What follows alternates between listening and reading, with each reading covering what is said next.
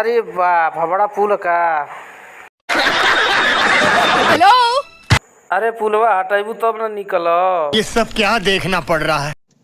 टपा टप टपा टप टप। तू काहे चिमको तो हमरा ने 2 मिनट पहले वहाँ तोहर पुलवा देख के बड़ी गड़ा हो गइल बा। गाड़ी खराब बा, बहुत झटका मारत बा। तो तू जब का चढ़बू तो उनकर तबीयत ना खराब हो जाए। अरे जब एने ओने जाइबू तो तबीयत तो खराब होइबे करे। चलो होने गैरेज में चेक कर ली। हाँ। सब तो ठीके लगता। चल रे गैरेज में। Don't touch me. भाई तनिका के समझावा लो कि छुआला से लइका ना रहेला।